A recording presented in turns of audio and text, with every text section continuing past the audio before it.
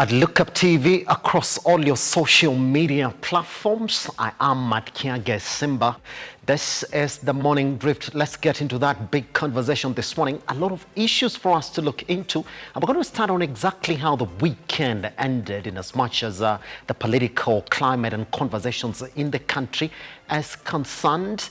Let me introduce the guests who are joining us this morning to take us through the next couple of minutes in terms of that conversation. Let me introduce the conversation. Omulojunior, who is the Director of Political Affairs, ANC Party. How are you doing, sir? I'm very fine, thank you. Happy to have you around. Oh, thank you very much. It's my first time here. Fantastic. And I think Kenyans are very happy today that we're going to discuss more important issues. Fantastic. Of national interest. All right. Also joining Omulojunior on the set today, we're joined by Meshack Odede, who's a political analyst. Meshack, how are you doing, sir? I'm good. How are you? Fantastic. Great. Thanks for the invitation. Let's jump into it, isn't it? Yeah. And there are a lot of issues really that Kenyans are talking about right now. Top on that is the national drought. Number two, we're talking about national insecurity. But number three, again, deep into that conversation, we're talking about the politics of the government and the opposition. And I'd like to open this conversation like this, Dan, and I would like to intro you to this subject, Omolo. We've seen exactly what the president has been doing, welcoming the opposition, or what was essentially the opposition to work with him. We've seen a big split in the Jubilee Party from essentially what was the AZIMIO coalition. This is the question that we're asking. Is there essentially a debacle within the AZIMIO coalition, or this is exactly what we expected to happen? Actually, there's no debacle. What is happening is politics within political parties, which is very healthy. Yes. Actually, it is within their right because we have a constitution for political parties. We also have the Political Parties Act that guides political parties on how they can conduct business. So when the MPs who joined Ruto recently, the 30 of them from Jubilee, decided that they don't need their Secretary General, whom they are saying misused the budget. Actually, he used some few coins to buy sufurias and kijikos. So they felt that he's mismanaging political parties' fund, yes. And they decided to throw him out. So if you look at the process, it was within the constitution, and that's why it was approved by political party, the register of political parties, and you see they have gone to the dispute resolution committee, where there's a temporary stay order. But the process is just normal within political parties. So the government or Kenya Kwanza government has no hand in what is happening in Jubilee. Secondly, you look at the setup of Kenya Kwanza government and the proposal that they have for the opposition. Yes. There was a proposal that they create what we call the office of the opposition within parliament, meaning that we expand the democracy to allow the opposition to engage on that platform, whereby now they can discuss meaningful issues, just like the setup in UK and other Commonwealth countries. But what is happening in the opposition is disruptive opposition, even though as much as we need a vibrant opposition, but you don't need an opposition whereby they are disruptive, they are inciting. What is your definition of disruptive? Because disruptive means that you're not focusing on important matters. What you're focusing on is campaigns.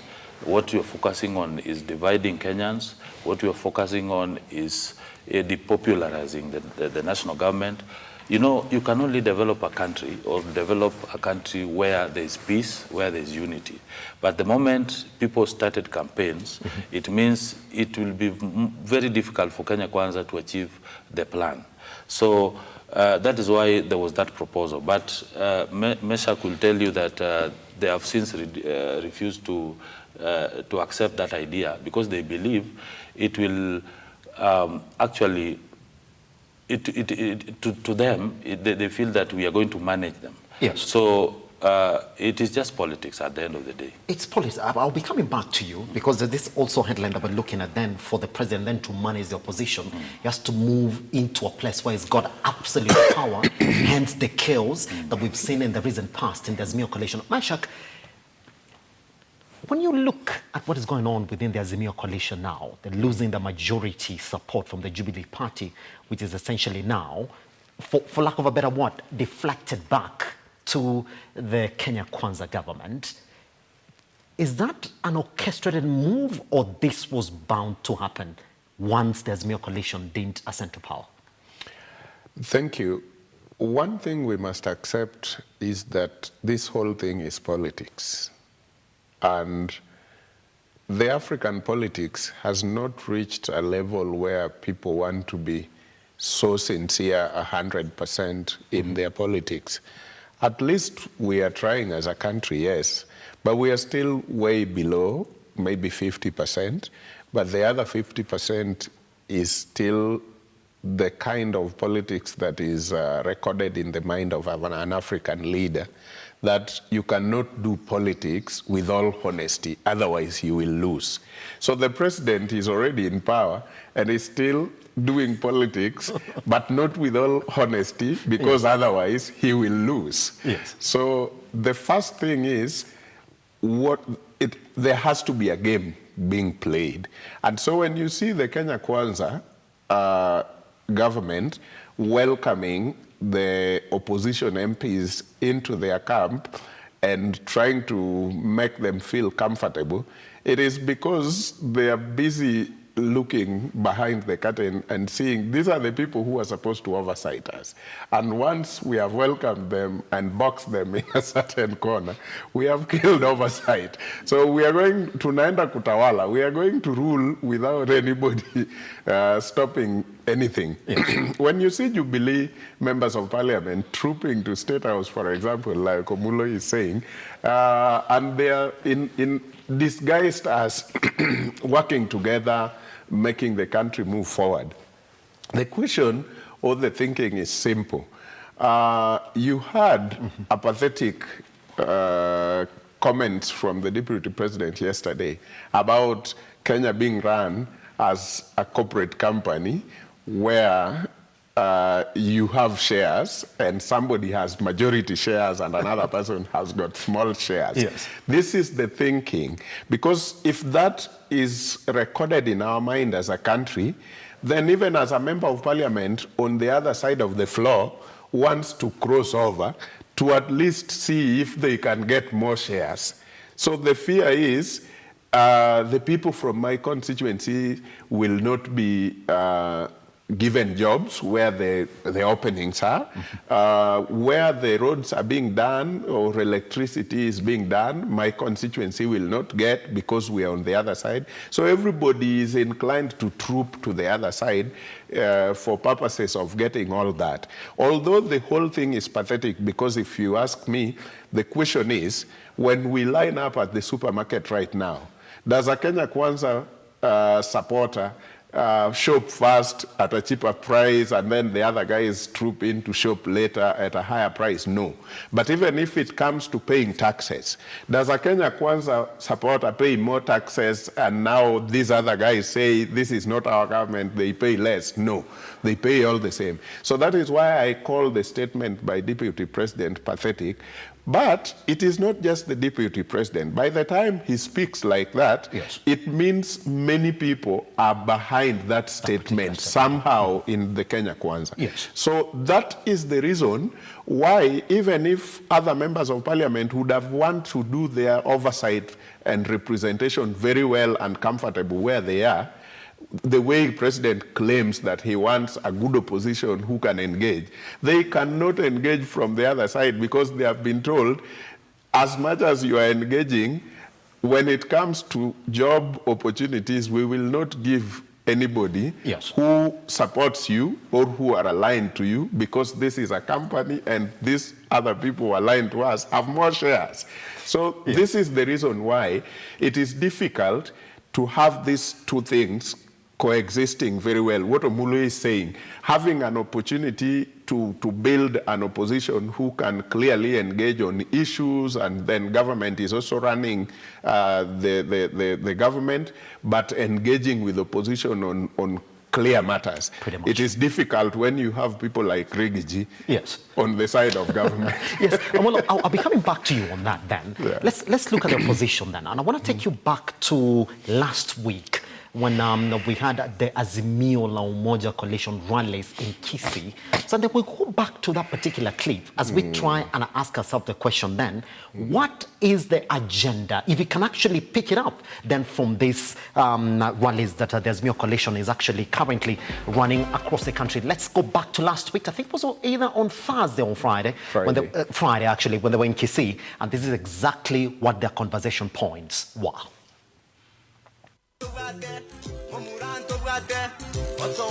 AZIMIO La Umoja One Kenya coalition leader Raila Odinga held a rally at Kisii County's Gusii Stadium, where he gave several demands to the Kenya Kwanza government headed by President William Ruto. The former Prime Minister maintained that he is fighting for his stolen victory and Kenyans. Alitoka kwa dirisha, alisaidiwa na mwizi mwingine aitwa Chebukati. Chemushietha. Nalimsaidia lakini sasa yule mfichwaji ametoa ukweli, akakohoa, akatoa maneno yote ambayo ilikuwa pale ndani ya walikuwa na picha ya kwamba Ruto alipata kura 5,900,000, silipata 8,100,000. Tulimshinda kwa umbali zaidi. Raila challenged the government to address the current high cost of living as promised in the election campaigns to save Kenyans from hardships facing them. Sasa walitoa ahadi mingi kwa Wakenya.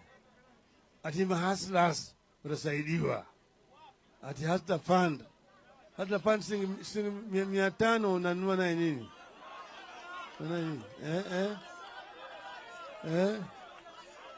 Adio bei ya unga tarudi chini, imerudi chini. Adio bei ya mafuta tarudi chini, imerudi chini.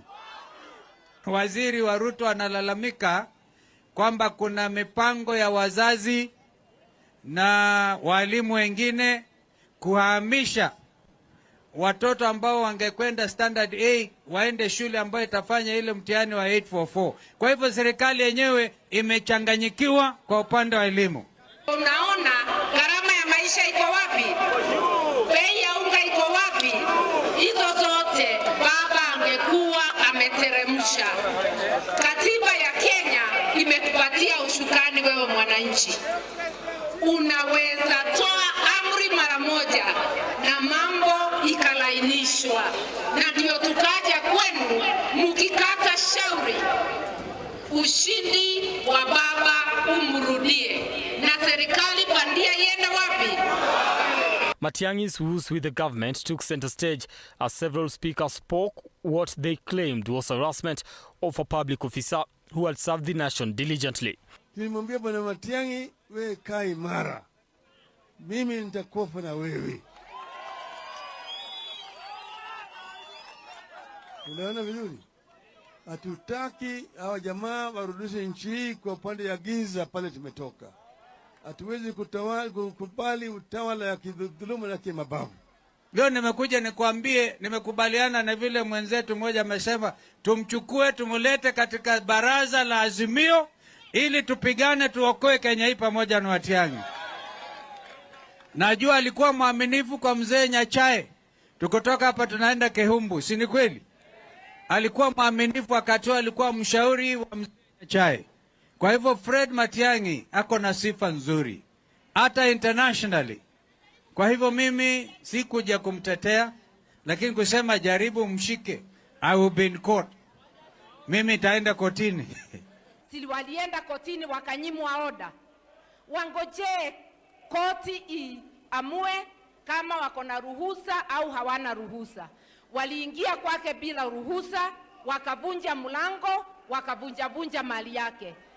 Kama mtu wa kiwango ya Fred Matiang'i hana usalama, wewe mwananchi uko na usalama?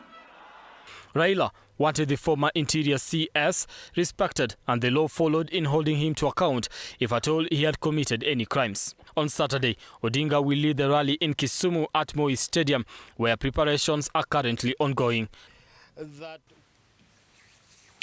Right. That's it. That's you can hear, Omullo, even as you say that there's no agenda.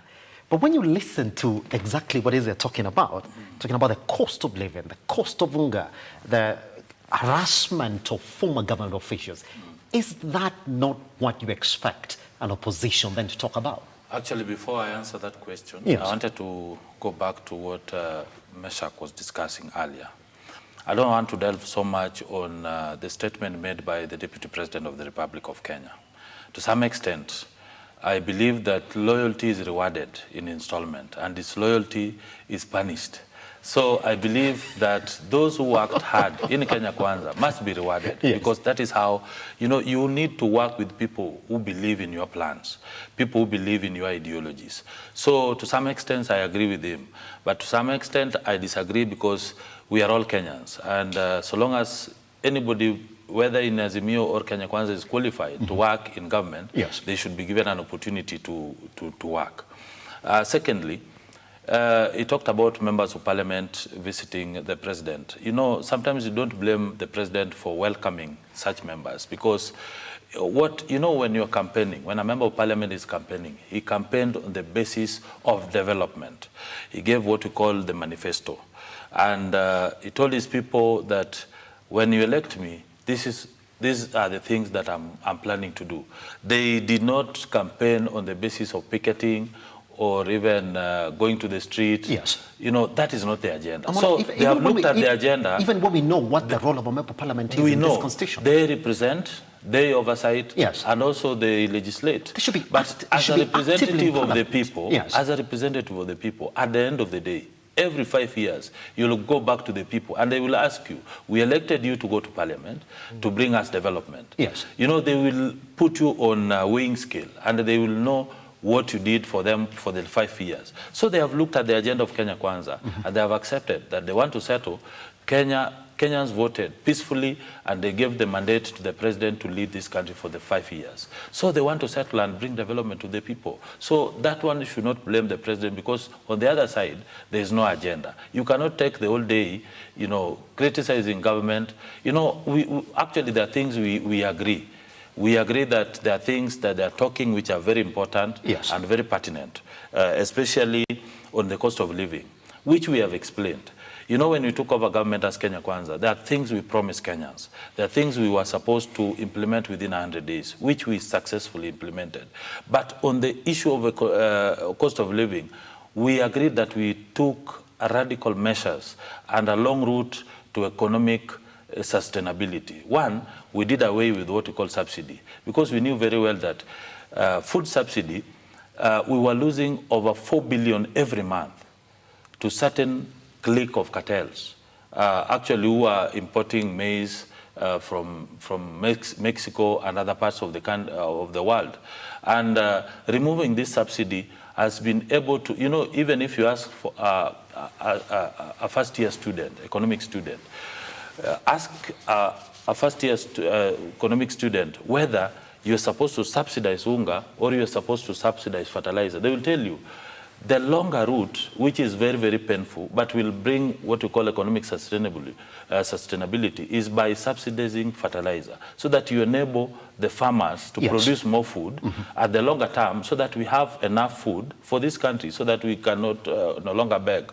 Secondly, that has been explained by the president. So I think sometimes the opposition, they need just to give Kenya Kwanza government time, because we are barely 6 months in office, and there are a lot of things that we have not even tabled our budget in parliament. We have not even started, implementing our plan. Yes. So what they are doing is they're just bitter because they lost the election. This is a pattern that has been going for the last 20 years. These people are used to handshake. Because the agenda right now of the opposition is that they want to force handshake. Despite them saying that we don't want it, they're on record saying that we do not want a handshake. Nobody will invite you. Yes. Is there a place where people apply for handshake? No, nowhere. Even the last time, yes. Look at the pattern and the history. Yes. Look at the pattern and the history. remember in 2013 and 2017, when Raila was sworn in as the people's president, who knew that he would come and work with Uhuru Kenyatta? Nobody, because already he decided to lead a front whereby he was advocating for people's right. But at the end of the day, it is not about the people. It is about these people who wants to work with the government.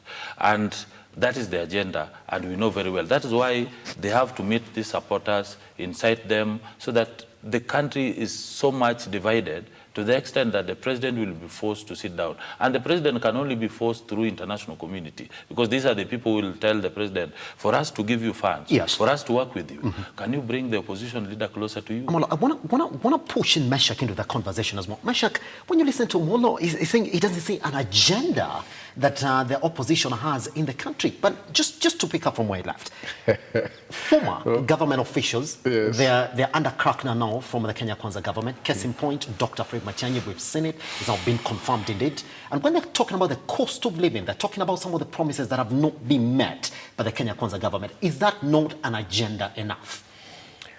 I think opposition have got more than what you'd call agenda. Yes. But the president and his team have decided to play politics with this. You know, in Kenya right now, OMULO might not agree, but it is true. It is now the government checking the opposition. When opposition goes to the consultation or public barazas, government goes to the same, but they call it prayers. But it is the same thing. Because when they go to the so-called prayer, quote unquote, they speak the same agendas the opposition are speaking in their consultation and barazas. So it is government now in Kenya checking opposition. So it is not true that opposition does not have an agenda. Opposition are speaking about things like equity, equitable sharing of public resources, including appointments. Yes. Much as OMULO wants to make people agree or imagine that loyalty must be rewarded, it is true if loyalty is rewarded, but it has to be pegged on equity. It is rewarded still, but it is still pegged on equity. For example, if you have a cabinet of 22, you do not have to have 16 or 15 Kikuyu and Kalenjin, and then have one from Kisii. You still have many UDA supporters in Kisii. So go and reward loyalty in Kisii as well. Go and reward loyalty in Luo as well. Go and reward loyalty in... Then at the end of the day, the entire country is represented in this government. In the reward scheme. Yes, loyalty is rewarded. But it has to be pegged on equity. Yes. That is what I'm saying. If you have 49 PSS, don't have 13 from Mount Kenya, 14 or 15 from Kalenjin land, and then the rest you distribute one, two to other communities. I mean, you have, even right in Bondo constituency where Raila Odinga was born, I am not sure there are no many UDA supporters there. You can reward even there. You say, okay, we have this and we have that. So that is what we are talking, and that is what opposition is talking about. That is agenda enough. Equitable sharing of public resources, including public offices, because if you do, you realize this is the head of the whole of this government. Yes. So can you imagine, OMULO, if the president has done a cabinet of 22 and more than half or three-quarters have come from Kalenjin and Kikuyu community. You can imagine what the public service are going to do, because the public service are going to follow the head. So even Kenyans on the grassroots who are applying for jobs at the Public Service Commission will not be different. It will be like your name says you should be employed. Your name says you don't have stake in this government. You don't have shares in this government. So we must portray at the top that even ministers, especially now like Honorable Aisha Jumwa, who is in charge of public service. Yes. If the president who appointed her and the deputy says some people have no shares in this government, what will she do in her ministry when applications are sent by Kenyans for employment, whether it is in these small ministries and every other department? That is one. Number two. Yes, Meshack, I want you to hold on to your second thought right now. In fact, we're going to open with you on your second point once we come from this tiny break. Because I think the conversation now is really heading to an agenda between this Kenya Kwanza government and the opposition politics that we've seen take shape within the country. Once we come back, Meshack continues with his point, but again, I want them to weigh in then on what this tussle between former government officials and the current government is. Is it necessary? Is it an agenda that the Kenya Kwanza government needs to pick up? Once we come back, this is the Morning Drift right here on Look Up TV. The hashtag is the Morning Drift. Once we come back, Meshack and OMULO still within the studio.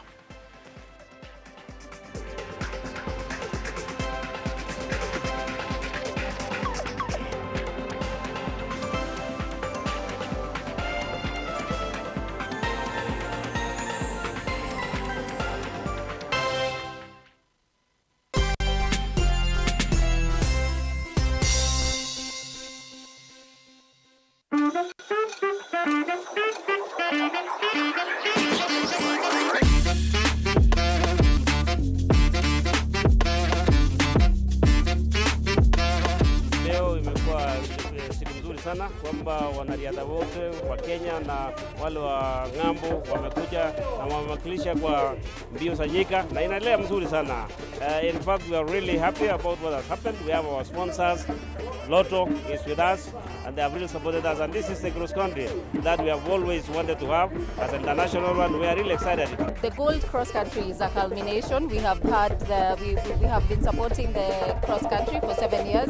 So this is good that we move from the national to an international level, and it's good to see the turnout. It's good to see how the event has been organized, and we're hoping we get many more that we can partner with Athletics Kenya, the government, so that we grow athletics from a grassroots to a national level and now internationally. Every time you play Lotto, 25% goes to the Lotto Foundation, which supports our fellow Kenyans through various causes. Thank you for your help. Together, we are changing lives.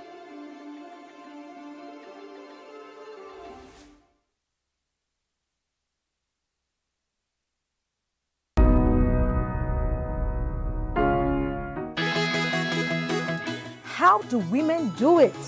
Will the real superheroes please stand up? Welcome to the best show on all things women. You can. Now we have to tell you, on our show, we're not just talk. We're mothers, wives, working women, your hosts, and the list goes on. We also know how to relax and have some fun. It's living the life. Yes, it is.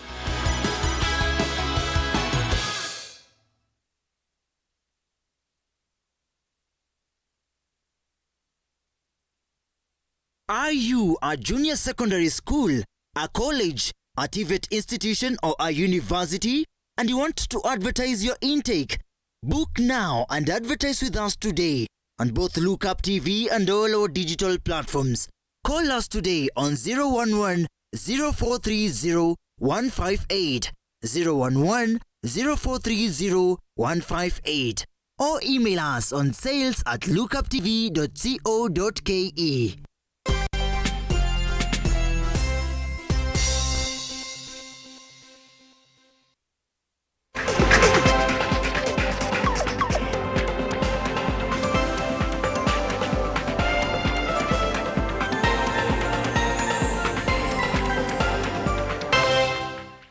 Let's run the clock down in this conversation then.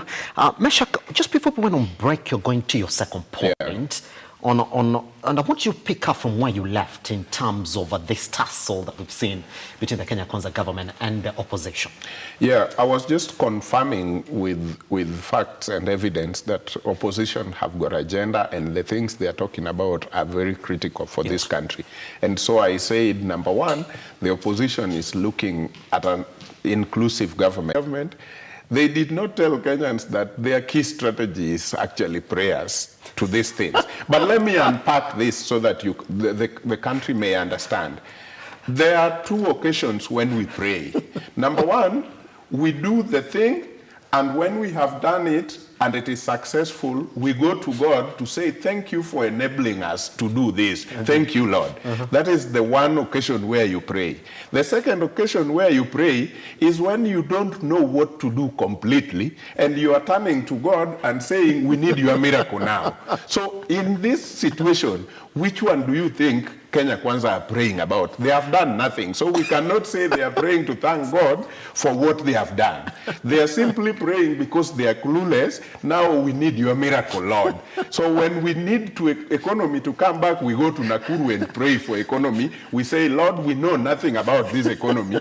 Do your miracle. When it is drought, we do not know how to handle it. We go to Nyayo Stadium, we pray and say, Lord, do your miracle. So it is prayer that is going to be the key policy of the Kenya Kwanza. And that is what opposition is saying when they go out there. You cannot pray your way into presidency and still pray your way into solving the Kenyans' problems. You need to do something. And finally, opposition are talking about being vindictive. You cannot become so vindictive to the leaders who are there and probably might have differed with you on different things, while the ones who are there and supported you, even though had got cases here and there around corruption or other things, have been embraced. So that tells that you're not a president or you're not a government that is uniting the country. And so for those reasons, it is clear that opposition are talking about serious agendas that this country needs to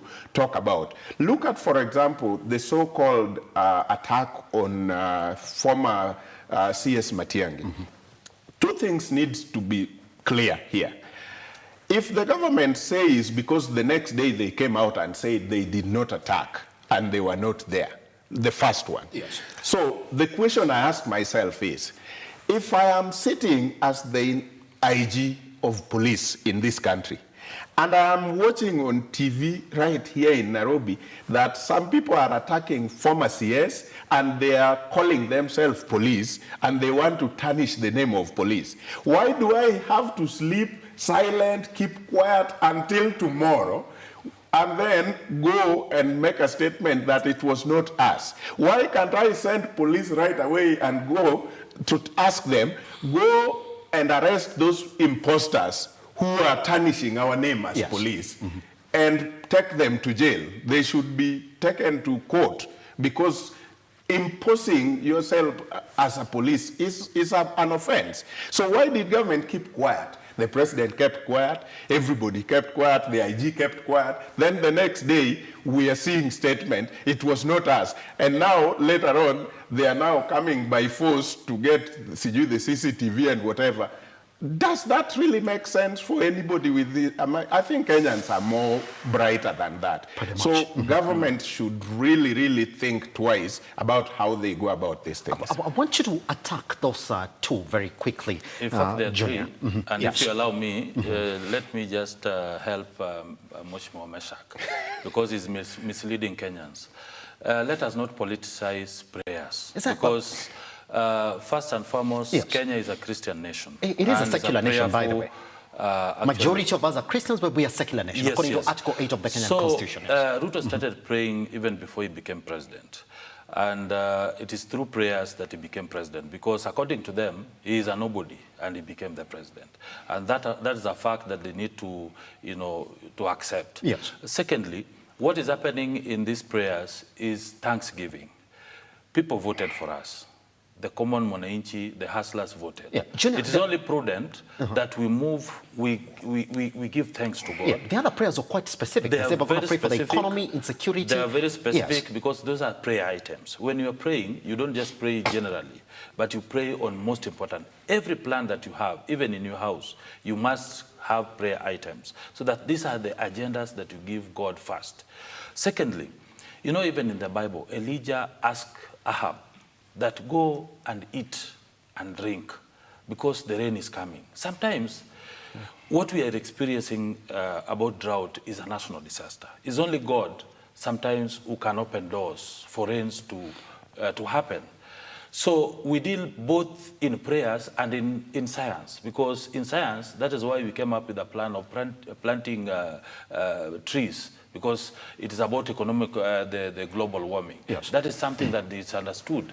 So let us not politicize prayers, because that is the best way, to do all that we are doing.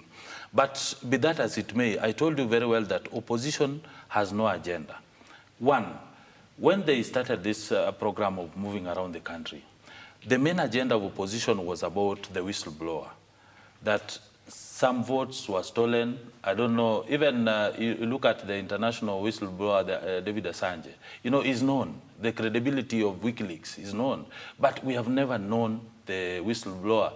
It's just a paper that Kioni came up with, wrote some figures, and they said, we have hacked the IBC servers, these are the numbers. But can they allow us to interrogate and even know the authenticity of this? So it's just propaganda, it's just inciting Kenyans. Yes. So sometimes there are issues that we agree with about the cost of living. There are issues that are addressing or they are raising that are very pertinent to Kenyans.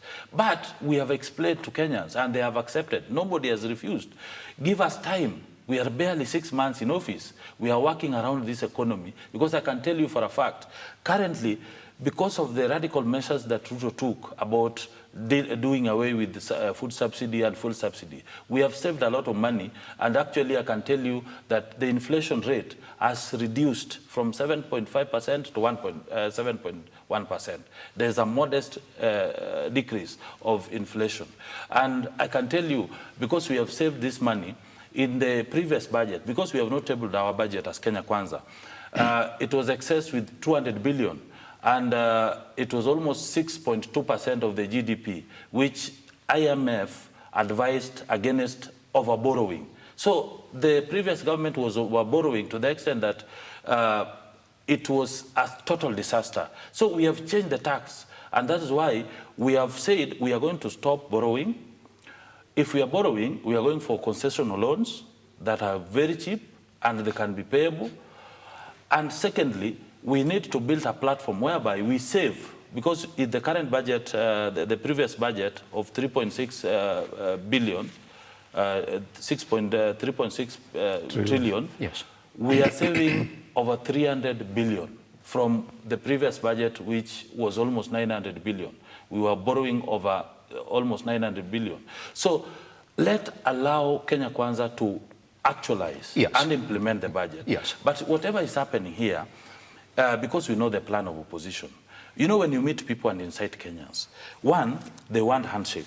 Secondly, they maybe, because you ask them, what is the way forward? After all these rallies, what are they going to tell Kenyans? They will not tell you anything. They have said they want Ruto out of office, according to them. Is there any recourse in law? You must follow the constitution. You must follow the constitution. You must. So there's no recourse in law. How you can remove Ruto? You cannot. Yes. Ruto will be president for up to 2027. But they have explicitly also said that we do not want a handshake. Look at the issues they are addressing about IBC. When they had an opportunity in Parliament, when they were amending IBC Act 2021-2022, they failed to raise these issues about IPPG, how the IBC Commission is supposed to be constituted. They allowed Kenya Kwanza to pass the IBC Act, which is centered to by the president. Right now, 7-member panel is going to be constituted, which will be able to invite applications from Kenyans to constitute the IBC Commission. Yes. What are they going to do about it if all this already is in law? So sometimes it is just merry-go-round, it's just politics. Yes. They should just accept that they are campaigning for 2027. It's not about Kenyans, it's not about the cost of living, it's about politics. That is what they need to do. Just before I bring in Meshack, just in 1 minute if you can, so that we move on these issues that we have on the table this morning, because there are quite a couple. I want you to respond quickly. This tussle that we've seen between the government now, it's official by the way, Junior, and former government officials. There's no tussle. I think what is happening with Matiang'i is that Matiang'i is just running away from his ghosts. In fact, he's being haunted. Then how do you make sense of the raid? Yes. In his, so many, ghosts in his Could you make sense of the latest raid at his home in Karen? What happened is just a movie. In fact, it was a skit that was well scripted. Julia, you gotta in fact, choreographed by the opposition to doing Kenyans, because sometimes, you know, despite the reports, despite the reports and the confirmations from both government is agencies. investigating Matiang'i. Actually, Matiang'i is a distinguished former CS. Yes, but you know, it is clear that Kenya Kwanza gave the police service an autonomy with proper funding, that they are supposed to be professionalized, they do their job without any political interference. If they have decided to do their work, investigate any leader, because nobody is above the law, they are allowed to investigate any leader. So I don't know why they decided one morning or one night, even disturbing Raila Odinga, that late night, waking up to go and there. You know, when you are doing a script, sometimes in that script there are characters. You bring a character whereby a very big and important character, eminent person who will break the news. Junior, best argument on the second attack. Base it on the second raid. Second attack, because we have to tell Kenyans the truth. If the DCI had decided to look for CCTV, because we asked them, there was no police officer in that area. Yes. There was no any picture of any person who resembled an elite squad or even a DCI. The only person we saw there was a soldier or a watchman who was sitting there next to this city lawyer who is making a lot of noise. There's a soldier there they were claiming to be an elite squad. So we don't know. Sometimes it is incumbent upon the DCI to tell Kenyans the truth. So they have to look for CCTVs. They have to look so that they can tell Kenyans it was not us. Yes. So, but if it is about investigation, they will investigate Matiang'i if he has any file. Even DPP said, I don't have any file investigating, even if we are to investigate him, the right time will come when we'll go there, daylight, we'll arrest him, we'll take him to court. The law will take its course. So sometimes the onus, you know, is on them. They need to tell us who wrote the script. Yes, Meshack, what was the purpose of the script. Meshack, I want you to pick it in tandem with this as well, by the way. I want you to pick it in tandem with this. There's been a statement from Stephen Kalonzo Musyoka this weekend. There's AZIMIO coalition is on a retreat in Naivasha. They've been there for 2 days, ended yesterday. And they said that I am fully in AZIMIO, sort of looking to 2027. Could you pick it from there and also pick what AZIMIO said? Let me start from here. When OMULO says this was a well-scripted or choreographed script, does he also want to say government was part of the script? Because I said earlier, if I am IG and I am watching on TV live that some people are attacking former minister, and I am sitting pretty saying I will investigate tomorrow, he is part of the script. The script says government will keep quiet and will not go there. But that was not an attack. No, we were enjoying the movie. I'm just, and you are part of the movie. Because if you are not part of the movie, you will call the base commander in Nairobi and say, go and check what is happening there. Which police are those? Yeah, but if you're quiet, you are part of the whole script. So that one we leave to Kenyans to judge. Number two, we are coming to this thing OMULO is saying we have saved a lot of money from subsidies.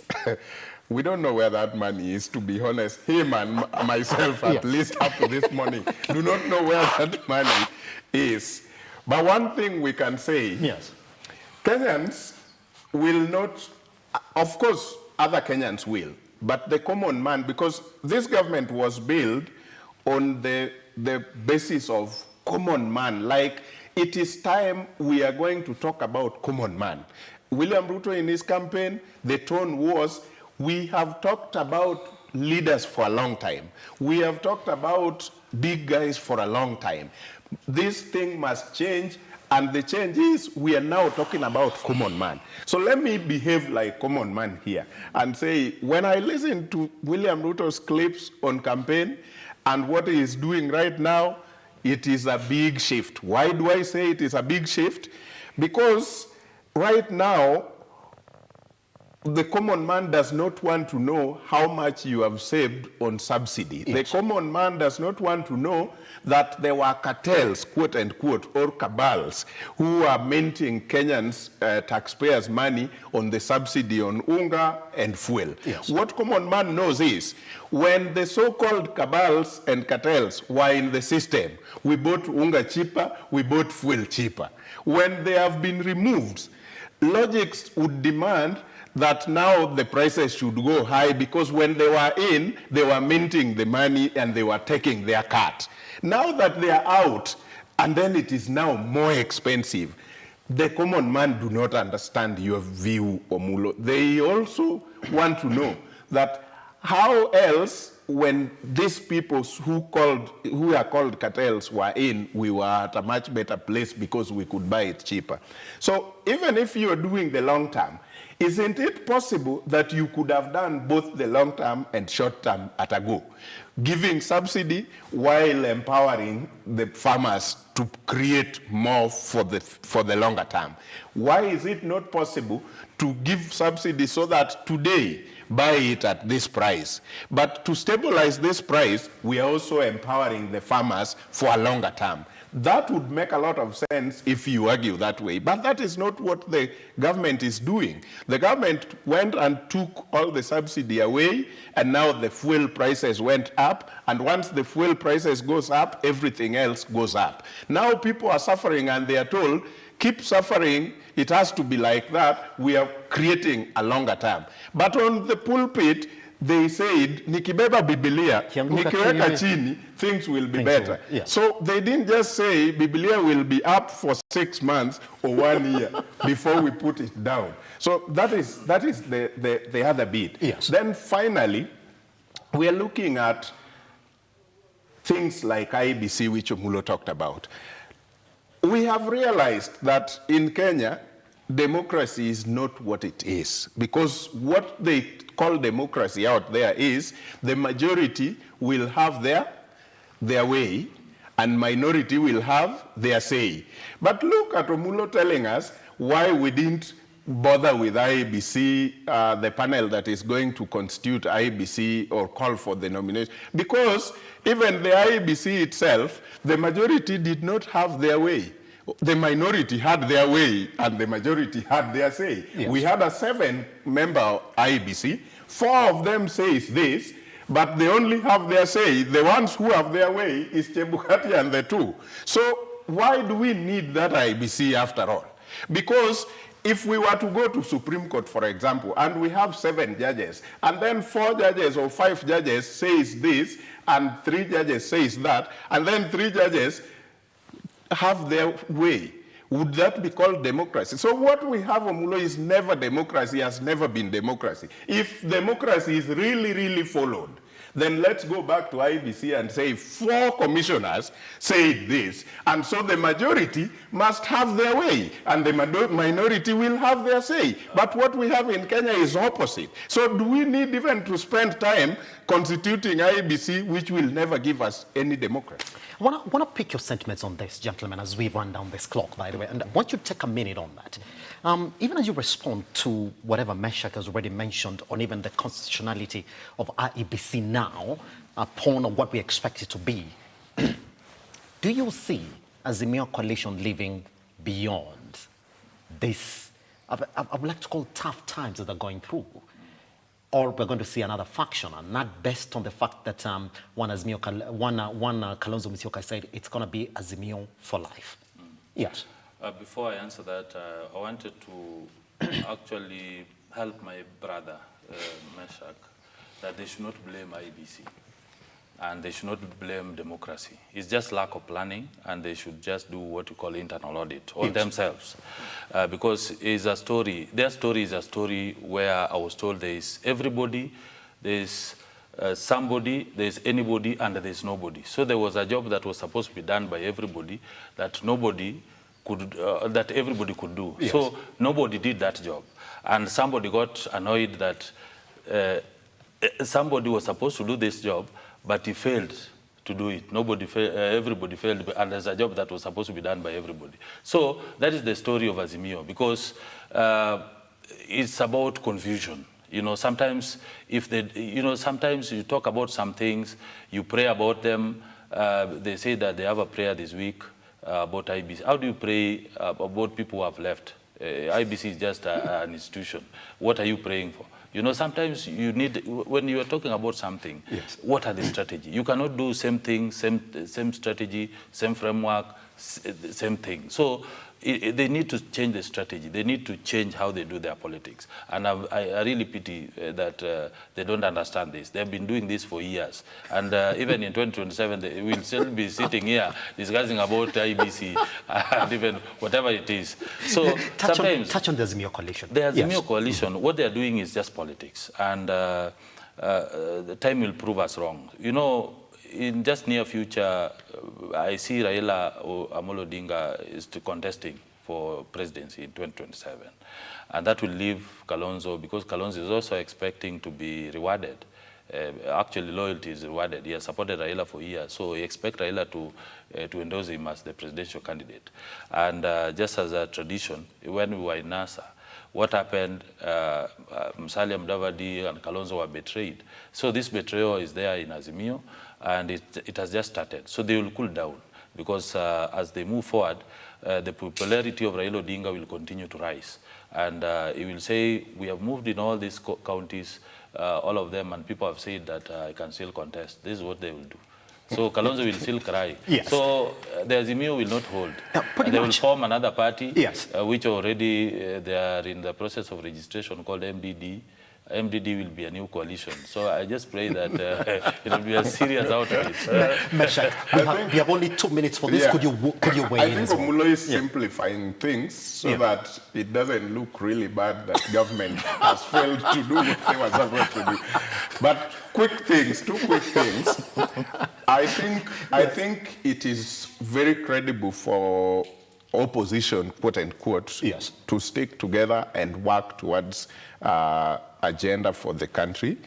And for the first time, I have seen Honorable Kalonzo Musyoka in a different picture that I had never understood, because the president himself at some point went to Cumberland and said, I asked my brother Kalonzo to come and let us work. And he said he wants to try in the opposition. That is bold.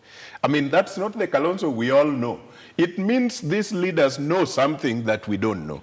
And number two, or the last one, from that perspective, a Kalonzo that we know in this country would have been expected very quickly to give up and go to the other side and work. But if the president confessed right in Cumberland that he called him and he said, I want to try in the opposition, that means Kalonzo knows something that I don't know. Yes. And what do they know? Then later on, they are telling us their votes were actually 8.1 million against 5.9 million. How do we give this credibility, or how do we confirm that this is even true?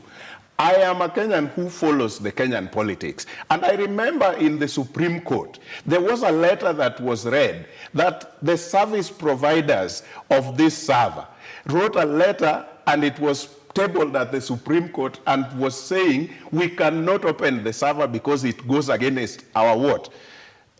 Some of our, what do they call it? Yes. Yes. That was clear to Kenyans. But now, if Raila and the team says, we have ethical hackers who have gone into that server and gave us, then I can say, yes, it is true. These people did not win. And that is why Kalonzo says, we must fight for electoral justice. So even if you have government, I don't want. Yes. I want to be here. That is it. Pretty much. That ethical in 45 seconds, as we sign out. That ethical hackers, actually, they brought them very late. That is something they could have done and present the evidence at the Supreme Court. But so these are just stories. And there's something I wanted to say. You know, time will set us free. You know, sometimes in the AZIMIO will not hold. Joe will want to be to inherit Raila's support base. Oparanya will want to inherit Raila support base and Kalonzo. So it will not hold. It will be MDD and another thing. Gentlemen, so I hope and we pray for him. Gentlemen, guess what? I'll be calling you back, Commander. We need 2 hours to discuss these issues. Let's sit down together. So we look at the political situation in the country.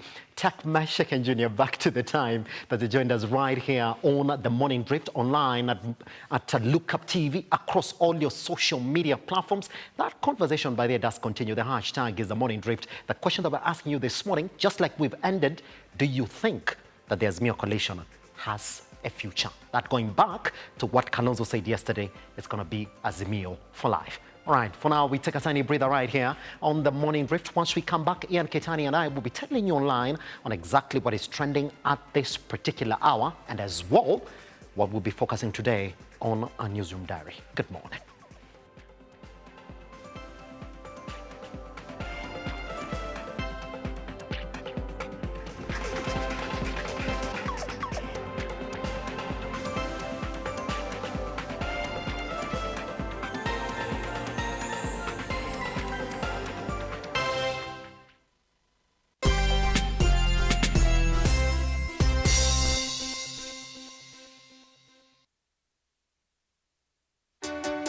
Good to have you join us on Heart to Heart.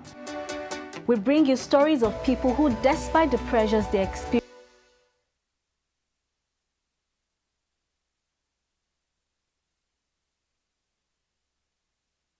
Are you a junior secondary school, a college, a TVET institution or a university and you want to advertise your intake?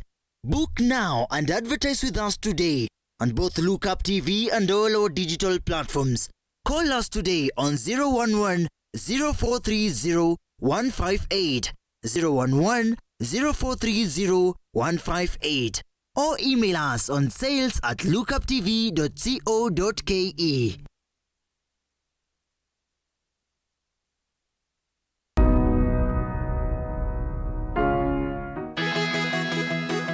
How do women do it? Will the real superheroes please stand up? Welcome to the best show on all things women. You can. Now we have to tell you, on our show, we're not just talk. We're mothers, wives, working women, your hosts, and the list goes on. We also know how to relax and have some fun. It's living the life. Yes, it is.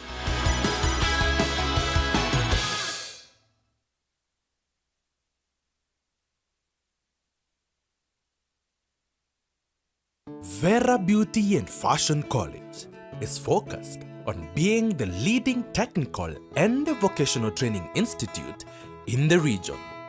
Our team possesses in-depth knowledge and extensive experience in the industry, offering thorough training in cosmetology, hairdressing, interior design, creative arts, training of trainers, nail technology, and fashion design, with branches in Nairobi, Thika, Meru, Eldoret, and now in Mombasa. Our courses ensure that learners are completely equipped with knowledge, competency, and employability skills. Enroll today to be a part of a center of excellence.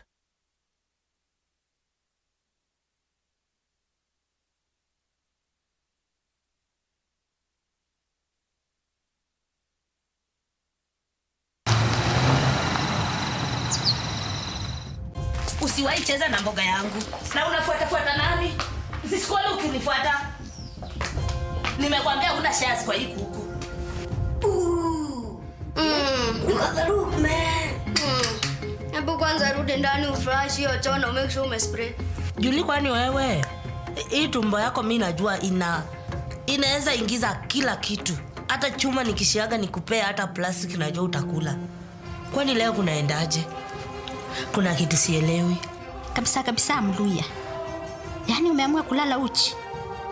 Sasa kama hakuna ile nguo inanitosha, unataka nifanye aje? Because you are fat.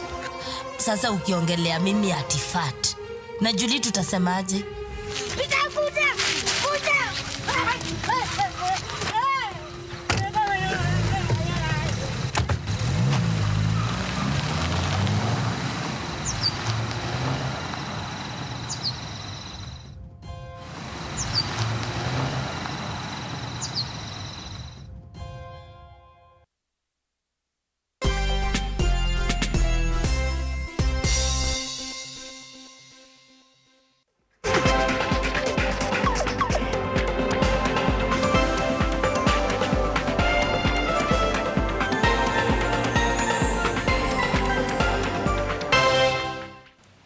Welcome back to the Morning Drift. Thank you very much for sticking around with us all the way from 7 a.m. up to this particular time. It's now time for us to move into the last segment of our morning discussion right here on the Morning Drift, and that concerns what is trending today. All right, let's jump. Oh, Ketani, wow, I keep on forgetting this, man. Wow. Ketani, how are you doing, man? I'm doing good, Simba. I don't know, you know. It's a Monday. It's given. It's a Monday. You'd probably, you know, talk about maybe hangover. Yeah, you're forgetting about Ketani that much. I've got no weekend hangover. Tell you what. Had the worst weekend. You know, you're forgetting about Ketani, but certainly, if Guru Kimani would have been here, or you know, Nancy Nalima, they wouldn't forget to mention Ketani. Certainly you do. So that's the worst weekend in Nairobi.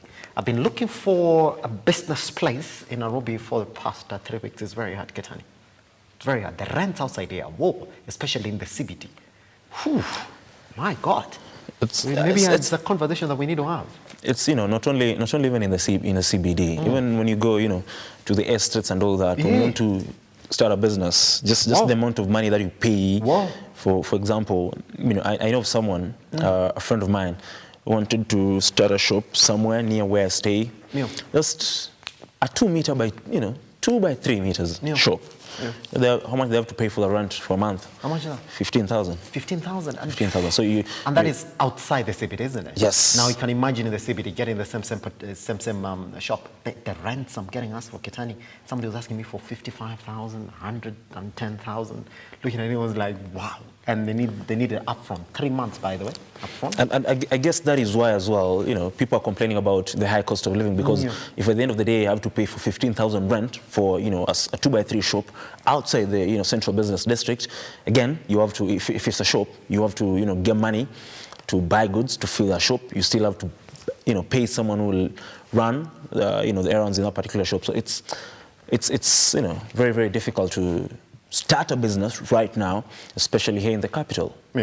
Because, like they say, it can only get tougher. There are no, you know, like signs that things will get better anytime soon. It can only get tougher. And this again is, you know, just a vindication of what the Cabinet Secretary for, you know, Finance, that is Professor Njuguna Ndugu, who said at the beginning of the year, the Kenyans should brace themselves. Things are going to get tougher.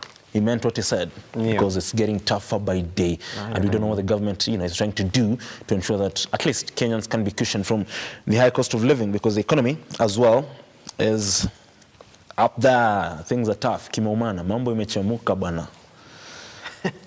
Mambo imechemuka. Why are you laughing? Mambo imechemuka. Vibaya tu sana bana. Imechemuka vibaya sana. Vibaya tu sana. I will tell you that. All right, let's jump into what is also chemukaing on our trends this morning. And we're going to pick a first one, and this one is from Gabriel Oguda.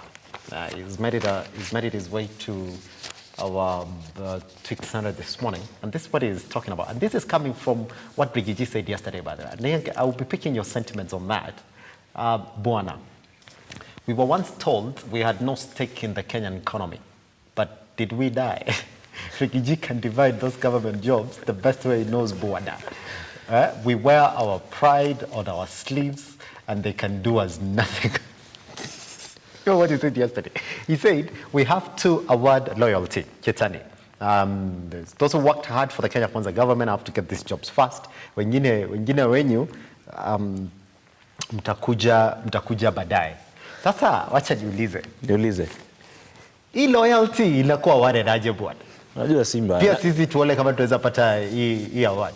Okay, unajua, like I said last week, politics at the end of the day is all about loyalty.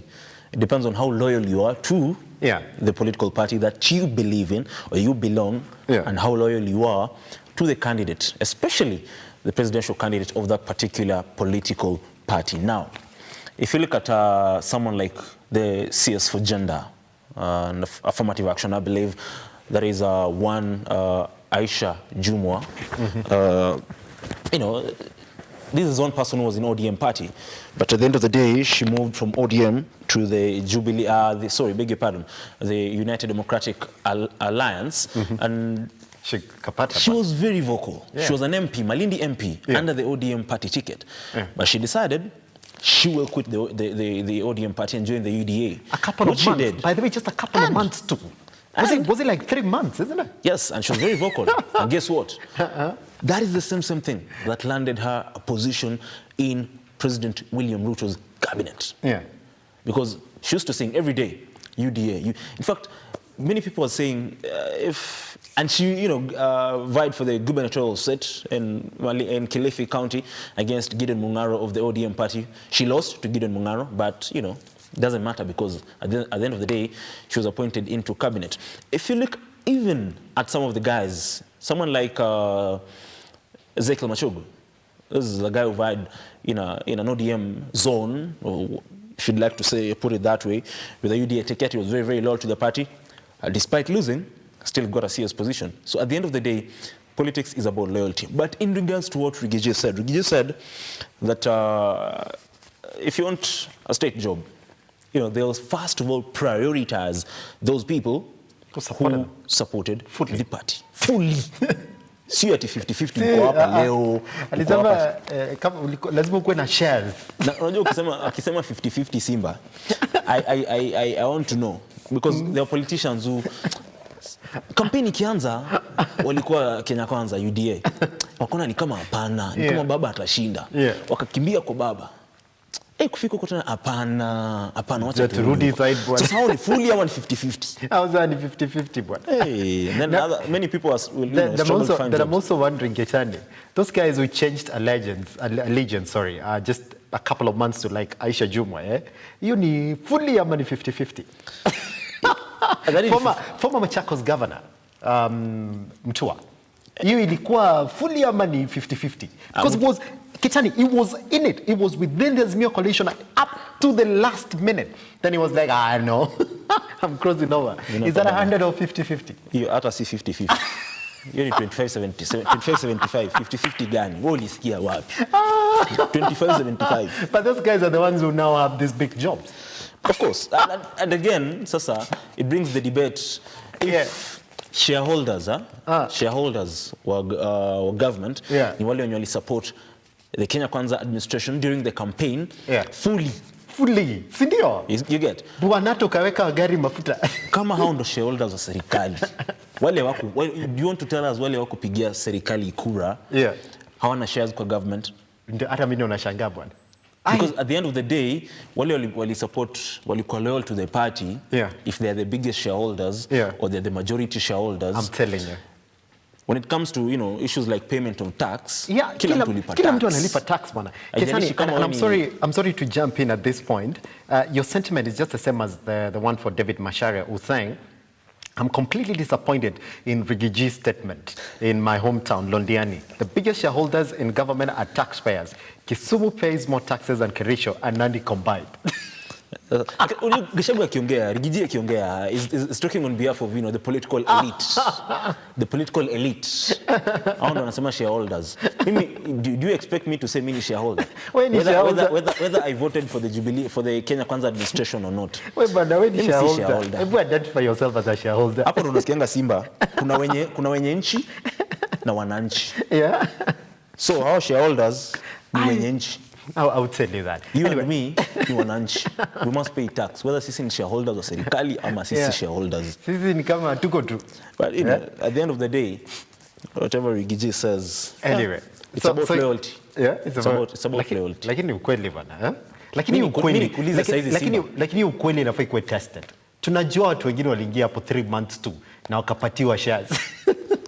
Sema watu wengine, if you're talking about watu kama kina Mutu, talk to them directly. Tuseme majina.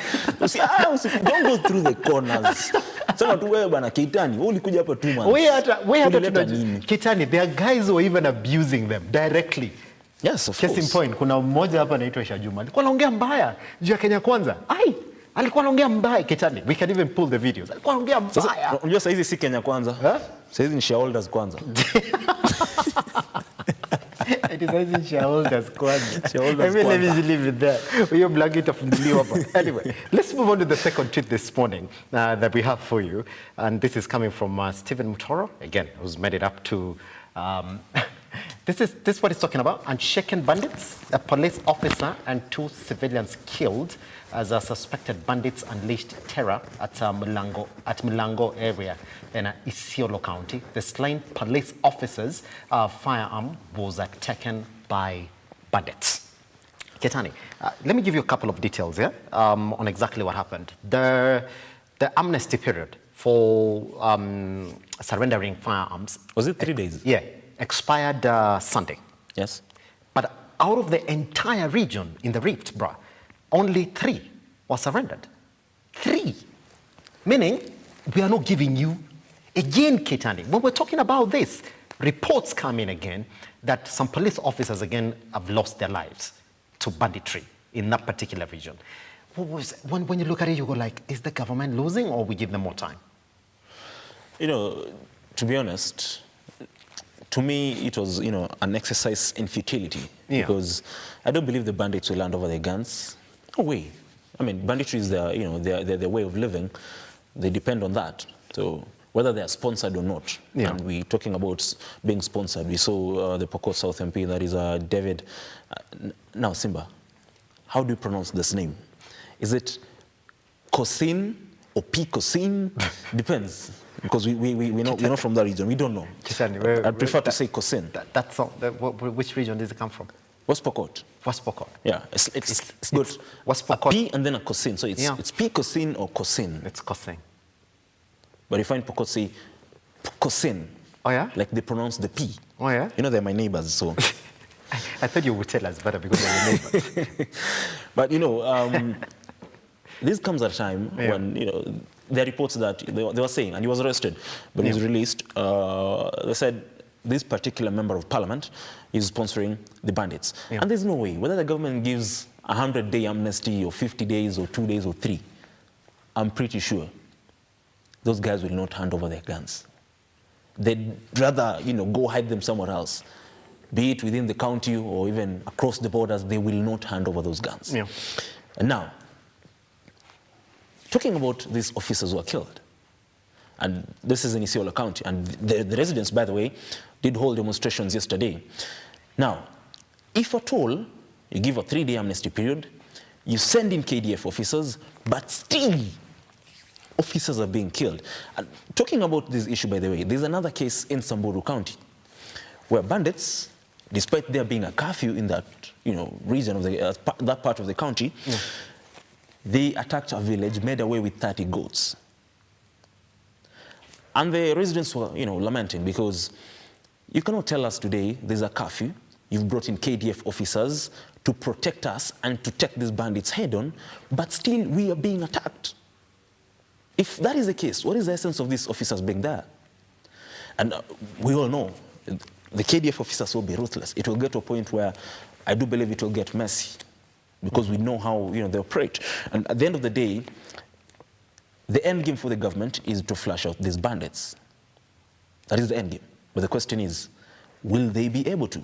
Because we know these guys have very, very crude weapons. Yeah. Yeah. The machines they're using, sophisticated guns. So that is the biggest question. And we know that the CS is still in that particular region because, you know, the North Rift region is the region that is affected by the cases of, you know, insecurity and matters, cattle rustling and banditry. So the biggest question is, will they be able to flush out these guys? And there's the debate because these officers were deployed to that region without being approved by the parliament. All right. So you ask Let's yourself. then move on to the next tweet again this morning on exactly what it is that Kenyans are talking about online. Can we look at it together? Do we have it? All right. As we wait for that one to come up, do we have it? Yeah. This is from Danson Omari. And this is what he said, Kitani. Application and usage of taxes in this government are restricted to only 2 tribes, Kalenjin and Kikuyu. This government clearly does not care about the inclusivity of citizens, but they will always be in charge, singing and praising God. Lawyer Danson Omari. Wewe ongea kitu bwana. Simba. Let me take you back, just before you speak, let me take you back to what the... let me take you back to what our political analyst this morning said, Meshack. Said, you see, you can present prayer in two versions. First version is, I don't know what to do. Here, I don't know what to do. Please, God, saidia mimi. First application of prayer. Second application of prayer. Walai Mungu nimeweka pesa hapa, nimelipa Keitani, nimemwombea sikwe mgonjwa. Hii TV Keitani anafanya kazi vizuri sana. Hii TV itabarikiwa by the end of the year. So, saidia mimi. So let me ask you a question.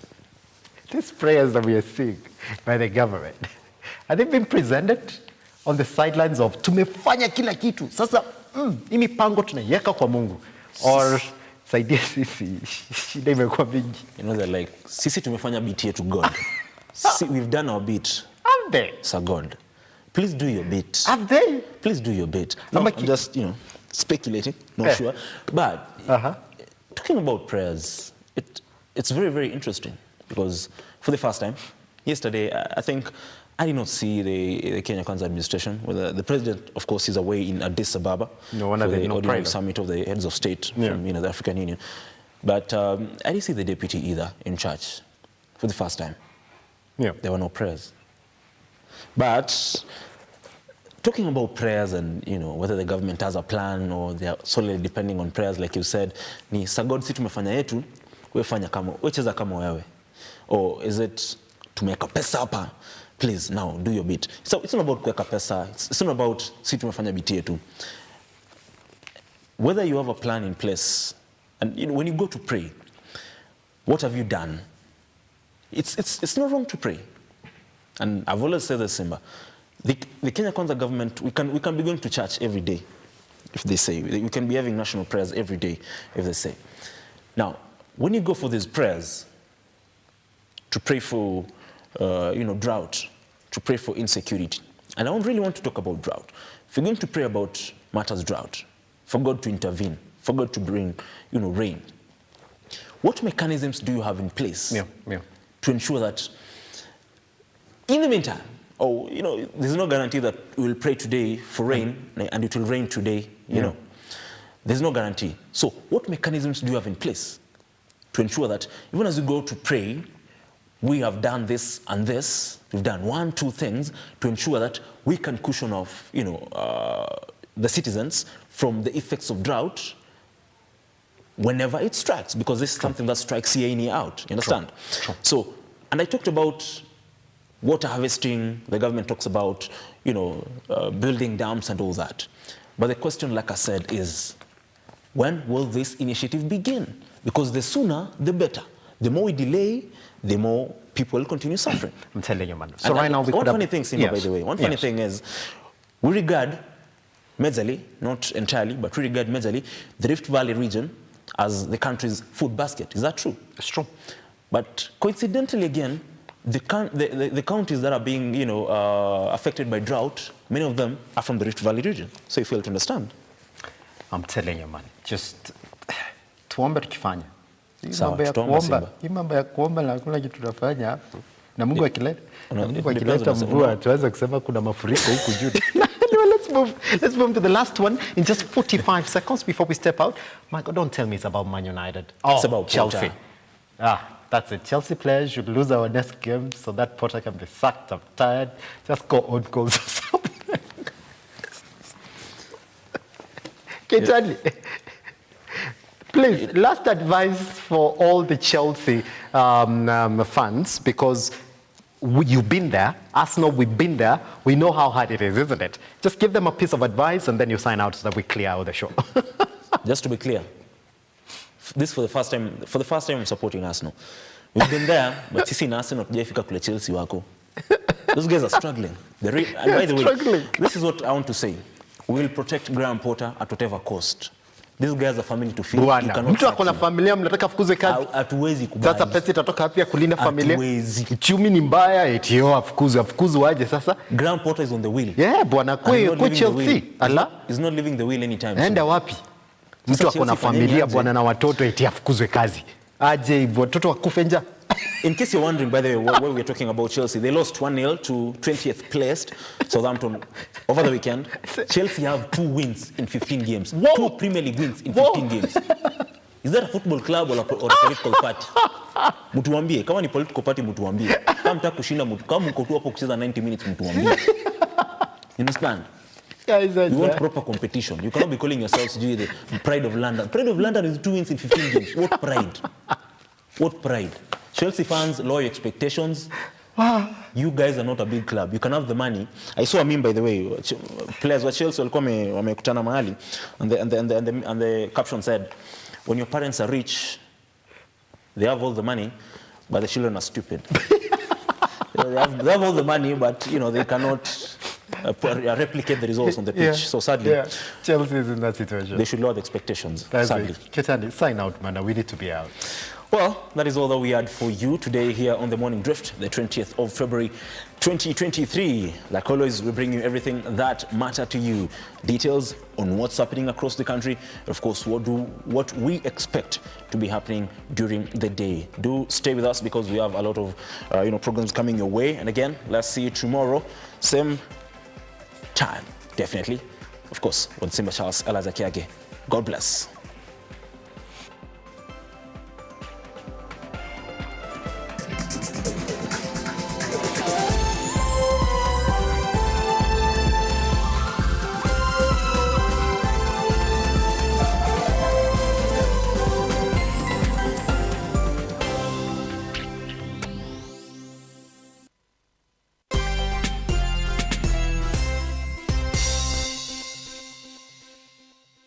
Are you a junior